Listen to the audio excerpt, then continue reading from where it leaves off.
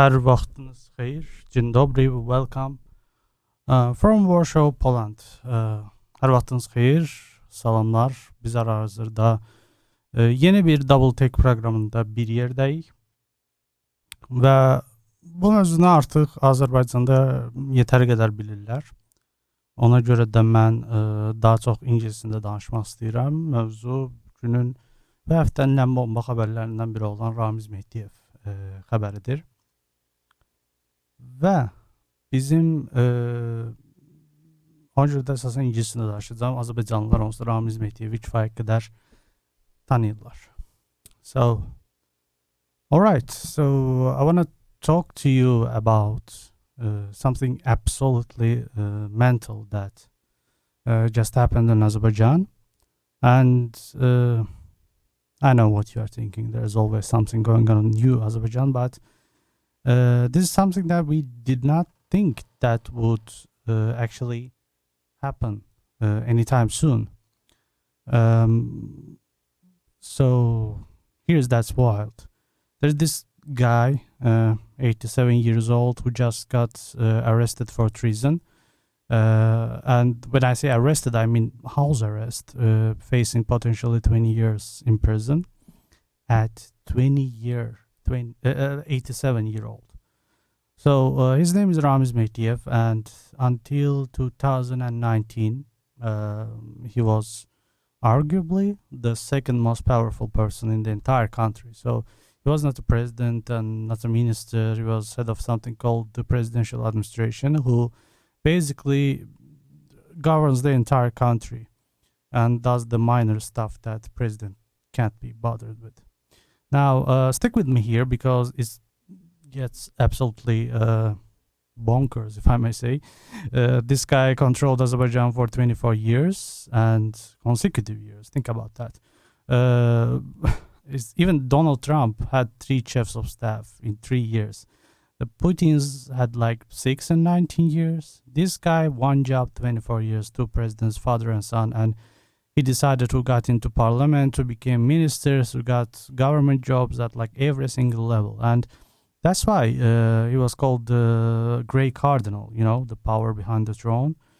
This guy pulling all the strings while staying completely invisible, sometimes very visible though. And now he's under house arrest for allegedly planning a coup with Russian backing. But he's, I guess, probably mental. According to the Azerbaijan sources, Russia itself betrayed him. And Putin apparently told Azerbaijani president, yeah, this old guy that has been pestering us about overthrowing your government, thought you should know. Like Russia just threw him under the bus after decades of connection. So let me walk through this entire story because it's got everything. These like dynasties and COVID wedding scandal that destroyed his reputation and stuff, and billions in corruption, of course, geopolitics, and now potentially Russia selling out one of their oldest assets in the region. So it's absolutely crackers. So he was born in, as I said, he's like 87 years old. He was born in late 30s, 38 in Baku, just after Stalin's persecution era was full speed. So this young Ramiz starts out as a maritime engineer, works on ships on the Caspian Sea, pretty normal stuff. And then he gets involved in Komsomol, that is the Communist Youth League. And think of it like a training ground for future Soviet bureaucrats. And this is where his career really begins. So he goes to university in Baku, studies history, then gets to Moscow State University for his PhD. And then check out his dissertation title, Lenin on Interactions of Nationalism and Opportunism. This basically is Soviet ideology 101. So this is the sort of thing you write when you are being groomed for party apparatus. Whilst he's in Moscow in late 60s, early 70s, He's building connections, like he's meeting people, making relationships in Soviet capital that will serve him for literally decades. So here's a key moment. Around 1965, he meets this guy named Heydar Aliyev. Now, Aliyev at this point is a high-ranking KGB official in Baku, and both of them are from this region called Nakhchivan. It's like in Azerbaijan, that matters. It's all about clan politics, regional connections, and if you are from the same place, you look after each other. So in 1969, Brezhnev, the Soviet leader, picks Heydar Aliyev to run Azerbaijan as first secretary of Communist Party. So this is basically the top job. And when Mehdiyev finishes his PhD in 1972, he comes straight back to Baku, specifically to help Aliyev, and they are team now. So Mehdiyev spent 70s and 80s working his way up through the Communist Party apparatus, and he's doing ideology work, propaganda, controlling what gets taught in universities, managing intellectual dissent, and in 1983, he is secretary of Central Committee of Azerbaijan Communist Party. So it's like one of the highest positions in the republic, and he's literally in charge of making sure everyone thinks the right thoughts. Party controls the intellectual spaces where dissent might emerge. And here's actually what's mad about Soviet system. So you advance not by being good at things, but being loyal. And you do your time in youth league, you move to education and propaganda, you manage regional party organization, and if you play the game right, you end up at the Central Committee. So Mehdi played it perfectly, and is part of what's called Aliyev's close-knit group of Nakhchivan advisors. So the clan network that's going to run independent Azerbaijan. So then as I just foretold, the Soviet Union collapses and 1991, and boom, that's gone, and Azerbaijan suddenly becomes independent. But here's the thing, that independence doesn't mean democracy, and it means basically chaos. So they've got war with Armenia over this place called Nagorno-Karabakh, and back then in Azerbaijan it was called Dağlı-Karabakh. Nagorno means mountainous. It was a Soviet name. So the economy is in shambles, different presidents keep getting overthrown, and HBI and others, and it's complete mess. So in 1993, there's basically a coup.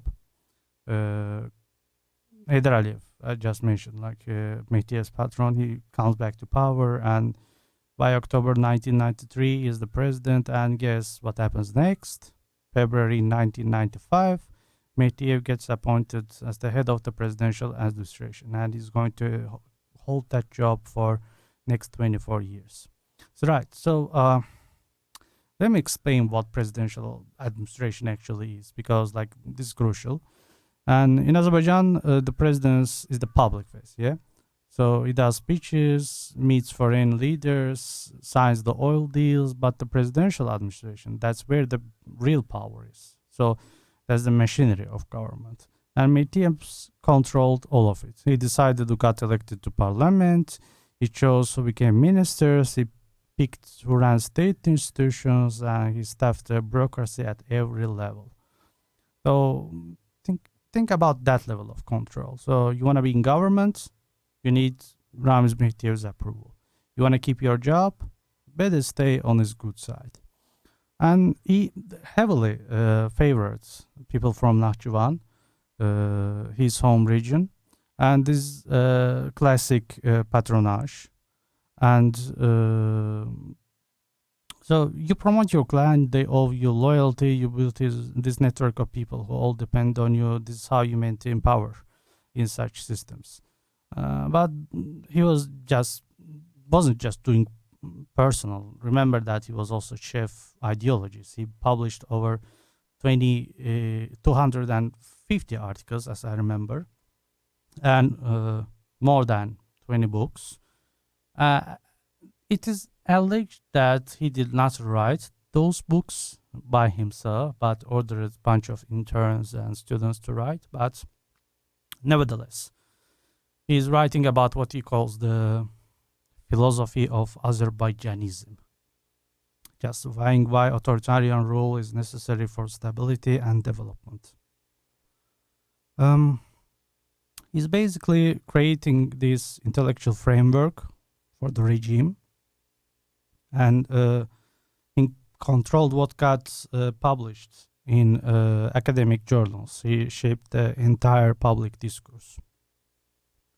Plus, he was the main liaison with Russia and China, because, you know, the old guy got connections. And when Moscow wanted to talk to Baku, they talked to Medvedev. And he maintained all these Soviet-era connections. He spoke like fluent Russian, and he knew how the world worked. I mean, and here's what's remarkable. He did all that while being almost completely invisible to the outside world. He rarely gave interviews, didn't do public speeches, no cult of personality directed at the public. International observers had no idea who he was. There are analysts who studied Azerbaijan for years who barely knew his name until 2019 when he got sacked. That's why they called him the Grey Cardinal. It's a French term, you know, eminence degrees, for the power behind the throne. Cardinal Richelieu has had this advisor who wore grey robes instead of traditional red, worked behind the scenes, and never sought the spotlight, but wielded an enormous influence. That's exactly what Medvedev was. So, one analyst I've read, I forgot his name, but he put that perfectly. Like, despite being a long time considered as the second most important person in the country, most observers did not know anything about him. So compare that to someone like Putin's press secretary Peskov, who is constantly on camera, or like Trump's chiefs of staff, who are always in the news. So Medvedev preferred the shadows. Well, now in 2003, Heydar Aliyev, the president, the Medvedev's patron for like nearly 40 years, is dying. And this is where Medvedev plays perhaps his most crucial role. He orchestrates succession to Heydar Aliyev's son, Ilham. And they change the constitution, make Ilham prime minister, and when Heydar dies, Ilham takes over in an election that was, let's be honest, like completely dodgy. And there were huge protests. By the way, it is actually an anniversary of those protests, and horrible persecution then came, and there were people who got killed in those protests, kids even, and horrible mental stuff. Again, but it works. Medvedev has basically midwifed a dynasty into existence. So father passes power to son, and 42-year-old Ilham, he doesn't have this father's authority, right? He's young. He's been living abroad. He's not a KGB guy like his dad was. And so he has to rely on his father's old advisors, old guard.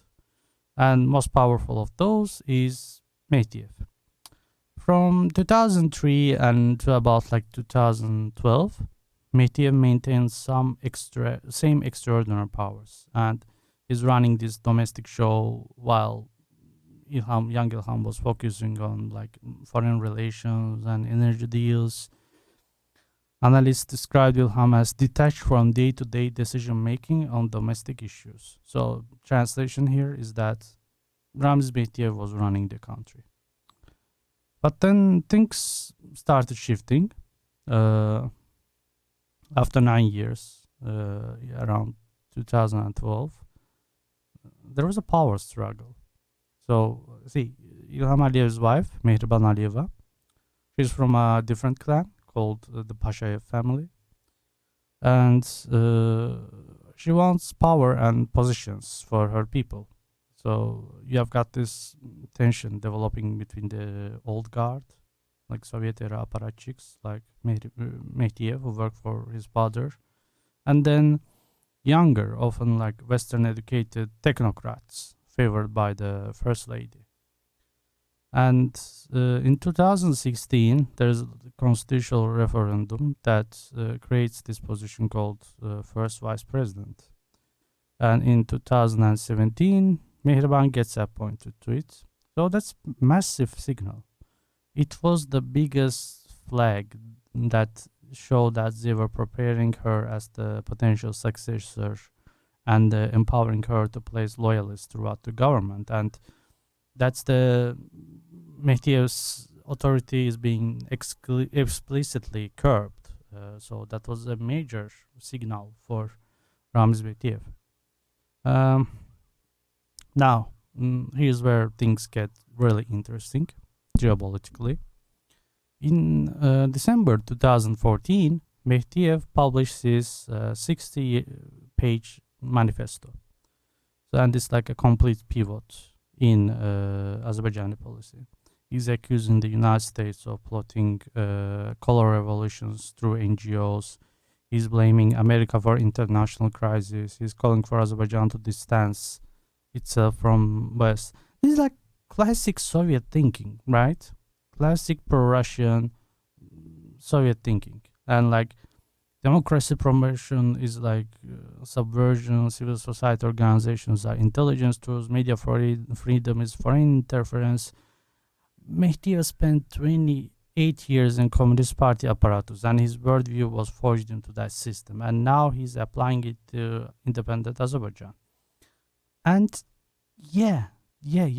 That's right now what's happening in West too. As I gotta say, US is probably run by an American Ramiz Mehdiyev right now. Anyway, the very next day after that manifesto comes out, they arrested Khadija Ismailova, this like prominent investigative journalist. And over the next years, they locked up 90 activists, journalists, and oppositioners. They raided Radio Free Europe's Baku Biro Azadlık Radyosu. Mehdiyev's manifesto had specifically named Khadija Ismailova as the public enemy because she had been exposing corruption involving the Aliyev family. So Mehdiyev becomes ideologue in chief for this anti-Western turn. He's accusing critics of collusion with Armenia, and that's the Azerbaijan's enemy, by the way, remember that, calling them foreign spies. So this is his peak influence. He's not just right now running the domestic politics, but he's defining the Azerbaijan's relationship with outside world. So here's the thing. This pro-Russian, anti-Western stance eventually becomes a liability. Why? Because Azerbaijan's geopolitical situation is changing, and they are getting closer to Turkey. They are developing deeper ties with Israel. They are selling gas to Europe through this Southern Gas Corridor project, and they are preparing for another war with Armenia over Karabakh. So they need West support, or at least, turning to other way. So some analysts actually explicitly connected Mehdiyev's dismissal to this in 2019. Turkey apparently recommended that Azerbaijan remove the pro-Russian elements before the war, because if you are going to fight Armenia, which has Russian backing, you can't have Russian sympathizers in your government. Like, actually that makes sense, right? So, plus the 2015 oil price crash hammered Azerbaijan's economy. People wanted reforms, and younger technocrats were saying that the country needed to modernize, attract foreign investments, project a different image, and Mehdiyev, with his Soviet background and anti-Western ideology, became like seen as an obstacle. Some old guy from Soviets, who cares, right? So, how to explain it? So in October 2019, it's all comes to a head. So President Ilham Aliyev gives this blistering speech on October 15th. Again, it was the anniversary of the protests. And he's talking about how some officials are undermining his reforms, calling the situation unbearable. He says that, by the way, this is a direct quote, some members of the government are blackmailed by other members of the government. If people think we will tolerate this, they are mistaken. It doesn't name anyone, but everyone knows who he's talking about. So 8 days later, October 23rd, Mehdi was out. After how many times? Let me calculate. 8,973 days in the job. So 24 years. Wow. Now, it's all gone. So, but here's how they do it. Same day he gets sacked, they give him the Order of Heydar Aliyev, Azerbaijan's highest state honor. So they make him the president of National Academy of Sciences. They change laws to make him a permanent member of the Security Council. So there's this whole public ceremony where President Aliyev thanks him for his long and loyal service and says that now he should give way to the younger generation. Wow. So actually, it's all very respectful on the surface, right? But everyone understands what's really happening. So, well, he's been purged, basically. Same day, the prime minister is out, and 2 deputy prime ministers, multiple ministers. It's a wholesale cleaning of the old guard, but they are doing it in a way that lets everyone save face. Because that's how these systems work. You can't just humiliate someone who has been powerful for that long. You give them ceremonial position, you thank them publicly, you let them retire with dignity. And because the alternative is that they become a threat, they fight back, things get messy, and it's a threat for a paranoid person like Aliyev. Well, so Mehdi spent these next 2.5 years as the head of Academy of Sciences. It's completely meaningless. He's out of real power.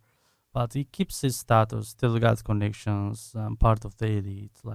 He used Academy of Sciences website as his personal blog, That was crazy. And then comes August 2020. So this famous COVID wedding. So, let me explain that too. So Azerbaijan's been under strict lockdown since March 2020, and all weddings are banned. All social gatherings were banned, and everyone's stuck at home. And on August 18, Mehdi hosts this massive wedding reception for his granddaughter at his country home in Novhana. So huge event, no masks, lots of prominent guests, and someone films it and put it on social media, and the backlash was massive and immediate. And Azerbaijanis have been locked down for months, can't see their families, can't they hold their own weddings, and they get fined even if they are out in the street if they are more than 1 hour, And here's this former official throwing this lavish party like the rules don't apply to him. So government absolutely weaponized it. 4 days later, they arrested both fathers, Mehdi and the groom's father, for violating the lockdown. They broadcast a video of them in handcuffs on state TV, and he used to run the country for 24 years, and now on the TV in the handcuffs, we were throwing a wedding. It's complete humiliation. Multiple guests fined 400 manats each, and members of the parliament, human rights commissioner, Mehdi's own grandsons, one MP resigned his party position, claimed that Mehdi deceived him by saying he had the president's permission for the event. And other members of parliament called for Mehdi to resign from his academy position. They were pro-Aliyev. And here's where it gets actually properly mental. So Mehdi published his bitter statement on the academy website, blog, as I said. So he's complaining about double standards, saying other officials held weddings, but only his family got targeted. And his relatives got handcuffed while others didn't. And he never apologized, never admits guilt. So then the statement gets so controversial, it crashes the academy website as they have to remove it. There were lots of clicks, obviously. So over the next few days, he's publishing more defensive articles. Like he's threatening to sue the members of parliament, 16 of them, for slander, complaining about gangsters, and there are no friends of the state. And then he asks this question: is my president different from your president? Oh, that was beautiful. So think about that. He's implicitly suggesting his opponents want Mehriban, the first lady, not Ilham, as the president. So he's hinting at this factional split in the regime. And state media piles on it.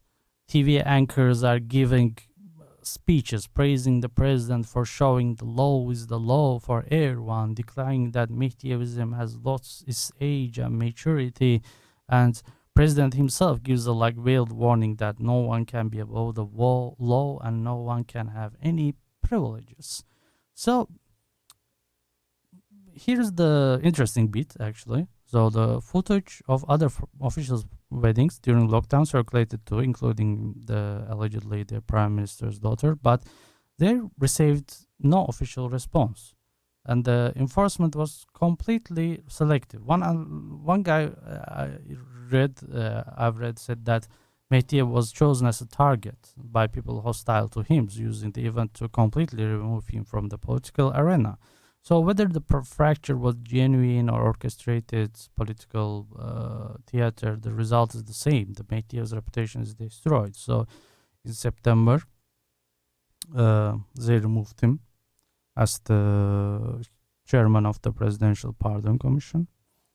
And in February 2022, actually, he resigned from academy after some public dispute with one of the institute directors.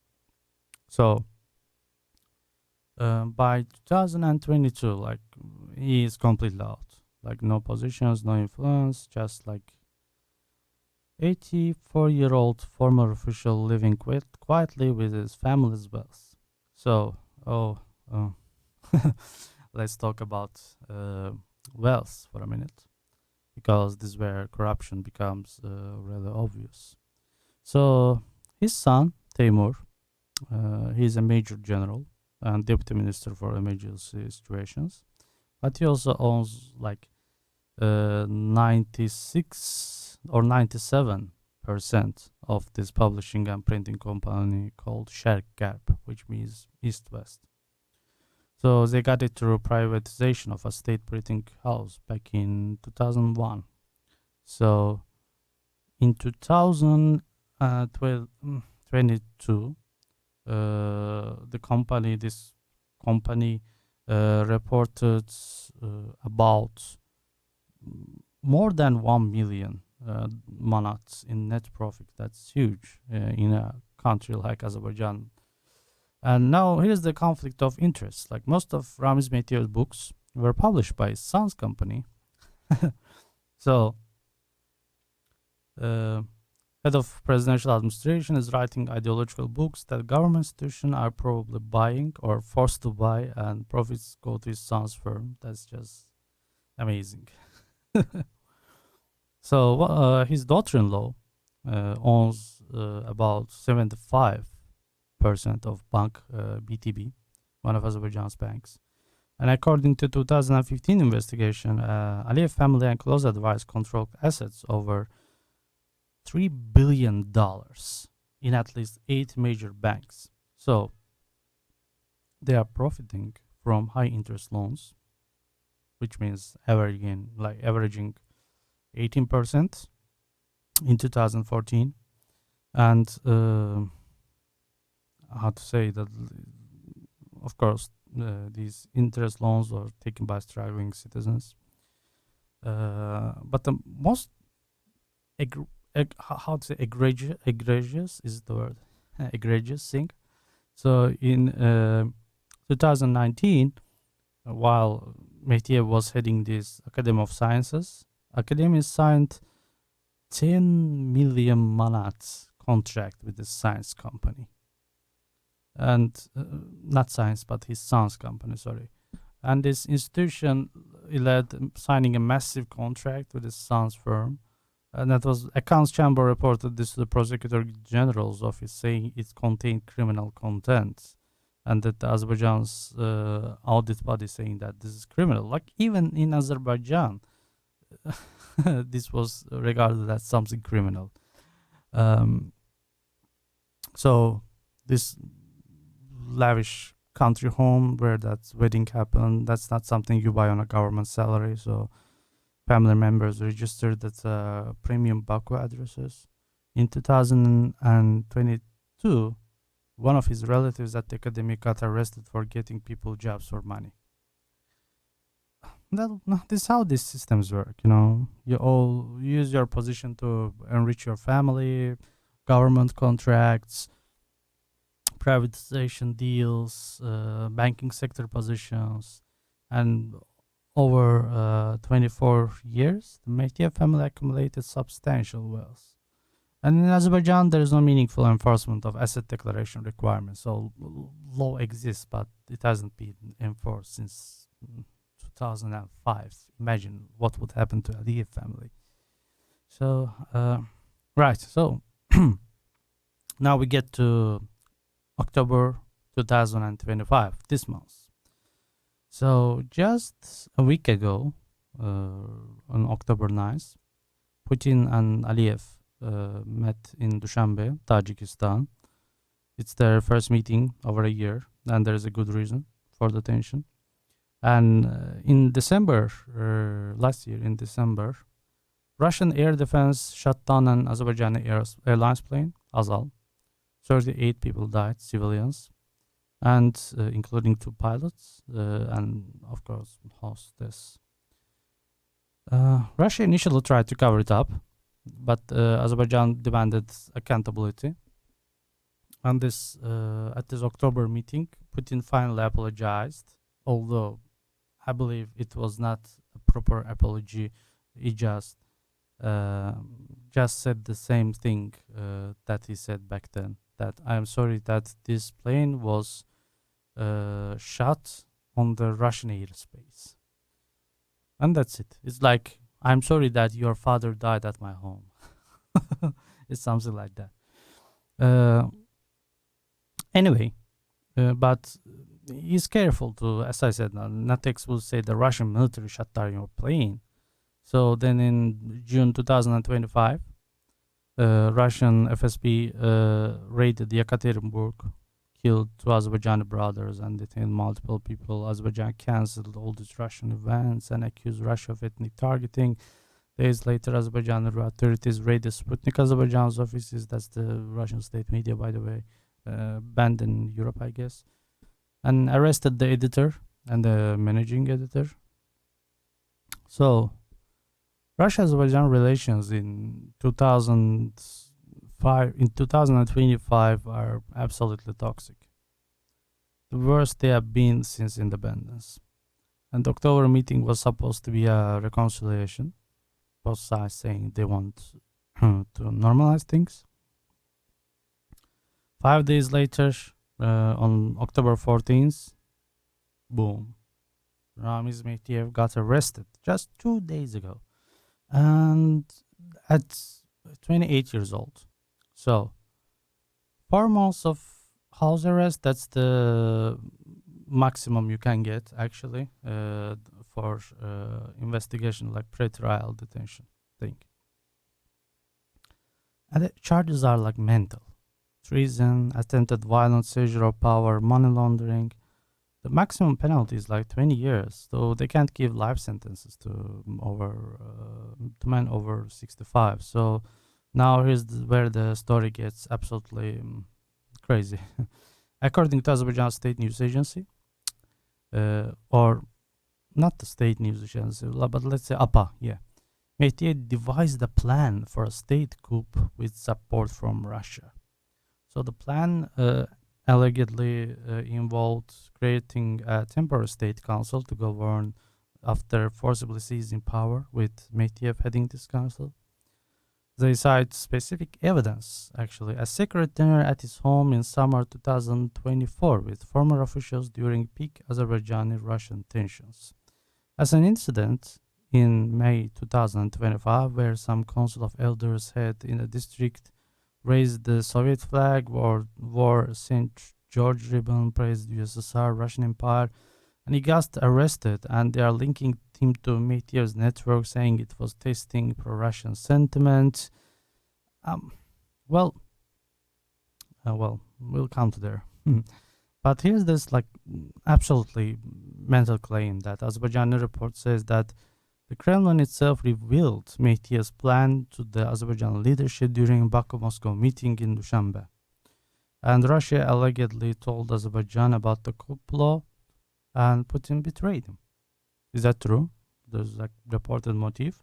Is that this 27-year-old veteran had exhausted Moscow's patience with his constant players and persistence. Russia saw no further use in Medvedev, therefore completely abandoned him. Think about that.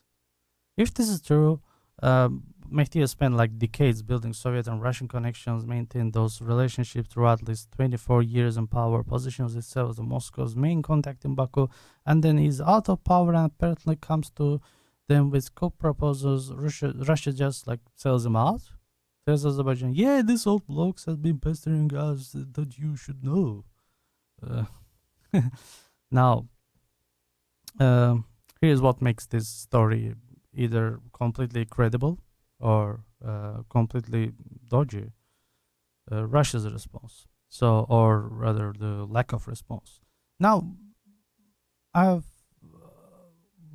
tried to read how this news was reported in Russian outlets, our bloggers and stuff. The major Russian state media outlets, that is TASS, RIA Novosti, they published bare bones factual coverage. 4 paragraphs, no commentary, no analysis. They buried it in the incident section, not foreign policy coverage. Russia Times, nothing. Sputnik, nothing. Rossiyskaya Gazeta, I haven't seen anything. So these are Russia's major international media platforms, and the kind that normally defend figures accused of pro-Russian sympathies abroad. So it's complete silence. No statement from Russian Foreign Ministry, no statement from Kremlin, no spokesperson comment, Putin's usual media surrogates, nothing. So independent Russian media, I've tried to look up them, Meduza, Nova Gazeta, Insider. They ignored the story completely, zero coverage. And these outlets have been extensively covering Russia-Azerbaijan tensions all years. But the Medvedev arrest, nothing. Russian Telegram channels, their Russian nationalist commentary usually explodes. That's the minimal discussion. Riber, this massive military Telegram channel with over 1 million, I believe, subscribers that covers the Caucasus development, doesn't appear to have prominently featured it. And this, there is a saying, silence is deafening. And it's completely out of character for Russian media. Only one outlet broke the pattern, that is Pravda English, this pro-Russian fringe site.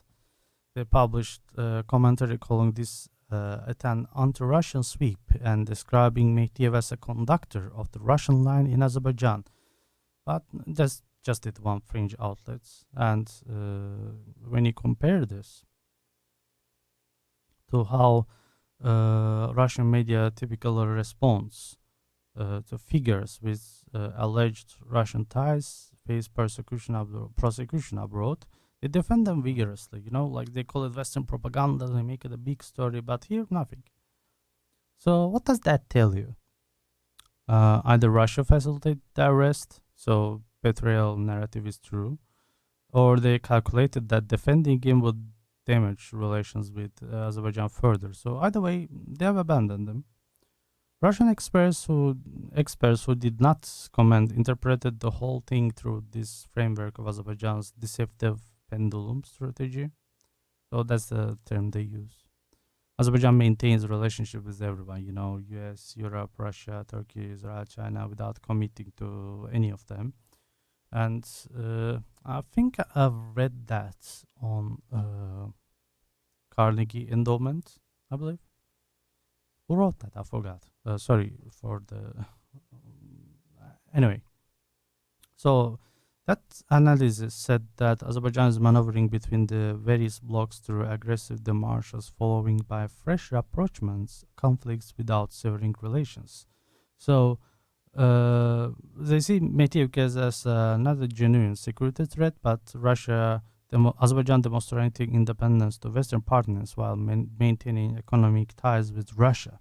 So, because here's the thing, Russia and Azerbaijan are economically intertwined. I'm sorry to say that, but Russia supplies massive amounts of components, fuel, and raw materials to Azerbaijan. 46% of remittances to Azerbaijan come from Russia. Over 200,000, if we are not, let's say 200,000. Yeah, Azerbaijanis work in Russia. Azerbaijan-born oligarchs control huge chunks of Russian economy. Vahid Echbarov, former head of Lukoil, he is ranked like the richest person in Russia with wealth over $28 billion.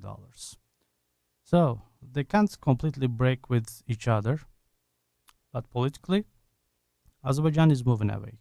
So 2020 Karabakh War victory, which they won with Turkish and Israeli support, not Russian help, that changed everything. Russia's weakness exposed by Ukraine has created space for Azerbaijan to assert independence, and using these old pro-Russian figures like Medvedev as scapegoats, I believe that lets Azerbaijan show Western partners that they are not Russian ally, while managing relations with Moscow by claiming Russia itself revealed the plot. Everyone saves, sort of. So, what's the big picture here? What does this actually tell us? First, even authoritarian systems, nobody's completely safe. As we have seen, Medvedev served for 57 years. 57 years in politics. That's from 1960s Communist Youth League through the entire Soviet era, through the independence. Like, even my dad weren't born that time. So this crazy. He orchestrated these dramatic dynastic successions that put current president in power, and none of that protected him. And when you become a liability, either like politically, economically, or let's say geopolitically, you are expendable. It doesn't matter how loyal you were. Doesn't matter what you did in the past. The moment your cause outweighed your benefits, you are gone. Second, these Soviet-era networks that clan politics, the regional connections, patron-client relationships, they adapted the independence, but they are not permanent. So Medvedev built his entire career on being from Nakhchivan, on his relationship with Heydar Aliyev, on maintaining Soviet-era contacts with Moscow. For decades, this was an asset, and then suddenly became a liability. So because the geopolitical situation has changed, Russia's weaker, Turkey is more influential, Azerbaijan is exporting gas to Europe, country needs a different image, needs to attract Western investment, needs to show it's not just another Russian client state, even though it was. And Medvedev, with his Soviet background, his Russian connections, his anti-Western ideology, he symbolized this exactly what he needed to move away from. And then there is family's enrichment, there is this endemic across these systems, right? So use political power to enrich your family, government contracts, privatization deals, backing secular positions. Over 24 years, the Medvedev family accumulated serious wealth. And there is no real accountability because asset declaration laws aren't enforced. But here's the thing. Everyone is doing it. Aliyev family themselves control billions. Most senior officials have business interests. It's how the system works. So when they suddenly decide to prosecute Mehdiyev for money laundering, it's not about fighting corruption. It's about selective enforcement. Like it's about using the law as a political weapon against someone who already fallen.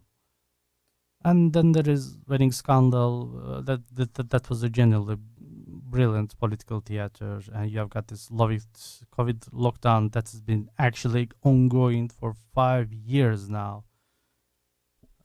Everyone's frustrated, can't hold their own weddings, and then there is a former official throwing a massive party. The outrage was real and organic, and so the government weaponized it. They arrested them, broadcast it on TV, like humiliate them, and they get to look like they're enforcing the law equally, while everyone knows that other officials did the same thing with no consequences. It's about destroying his reputation, so truly that when they eventually arrest him on treason charges, there is no public sympathy. He's already the villain. He's already the corrupt, out of touch, hypocritical old guard. So when the treason charges come, people are ready to believe it. And fifth, there is Russia's role. Whether they or actually betrayed him or just declined to defend him, the message is the same. Russian influence in South Caucasus is declining. This post-Ukrainian invasion, post-Karabakh war, Russia doesn't have the leverage it once had. Countries like Azerbaijan can take actions against pro-Russian figures without serious consequences because Russia is too weak and too preoccupied to respond effectively. Well, the fact that Russian media is silent, that's tell. They could have made this a big story about Azerbaijan prosecuting pro-Russian figures, about Western influence destroying Moscow's allies, but they didn't. Either because they were complicit, or because they have calculated that it wasn't worth the diplomatic cost, or because they are just accepting their reduced influence as the new reality. So look, well, I find this story absolutely fascinating because it's got all these layers, right? So at one level, it's just ruthless power politics. Aging officials outlives this usefulness, gets perked, gets prosecuted. Standards authoritarian playbook. But then you have got this dynastic angle, father to son, this grey cardinal who midwifed this succession, then got discarded by the son he empowered. Well, that's very medieval story, like fantasy story. That's beautiful. And you've got the geopolitics, Russia's declining influence, Azerbaijan playing this balancing game between multiple powers. You have got the corruption that endemic but selectively prosecuted. You have got the COVID wedding as this perfect trigger for the destroying someone's reputation. And you have got this question. Did Russia actually betray him? Did Putin sit in that meeting in Dushanbe and told Aliyev, yeah, your old grey cardinal's been coming to us with COP plans? Or is it just like what Azerbaijan's saying to make arrests more dramatic and position themselves as independent from Moscow? Well, we'll probably never know for certain. Azerbaijan expelled most foreign journalists years ago, and they have got 24 journalists currently detained, highest number since 2003. Independent reporting is impossible. So charges might be genuine, might be complete theater. The co-plots might be real, might be fabricated. But either way, an 87-year-old man who ran country for 24 years is now under house arrest, facing 20 years in prison. The Grey Cardinal, who controlled, who got into parliament, who became ministers, what the country's ideology was, he's been completely neutralized. And the dynasty helped to create has demonstrated that in their system, even the most powerful enforcer is ultimately expendable. That's the story of Ramiz Mehdiyev, from Soviet apparatchik to shadow ruler to house arrest, from indispensable to invisible to imprisoned. I came up with that, by the way. So, 57 years in politics, and in the end, none of it matters. Dynasty continues. Enforcer gets discarded, like a toy, old toy, very old toy, 28-year-old toy. That's it. That's absolutely mental. And it just shows, it's also should be regarded as a message by Aliyev loyalists that he might come after you if you don't play your cards right, or like if you decide to think more independently, more in some other ways. I'm your host, Javed on Double Take program, and we'll meet you again on next Thursday. Və bununla bir verilişimiz daha sonlanır. Üzr istəyirəm, bugün Azərbaycan dilində çox danışmadım, çünki Azərbaycanlı oxucular onsuz da Ramiz Mehtiyevin kim olduğunu çox yaxşı bilirlər. Dinləyicilər daha doğrusu, oxucular yox. Və bu barədə danışmağa elə də çox ehtiyac yox idi. Amma belə deyim ki, mən düşünürəm ki, hal-hazırda Azərbaycan hökuməti Ramiz Mehtiyev кейsindən çox ustalıqla istifadə edəcək.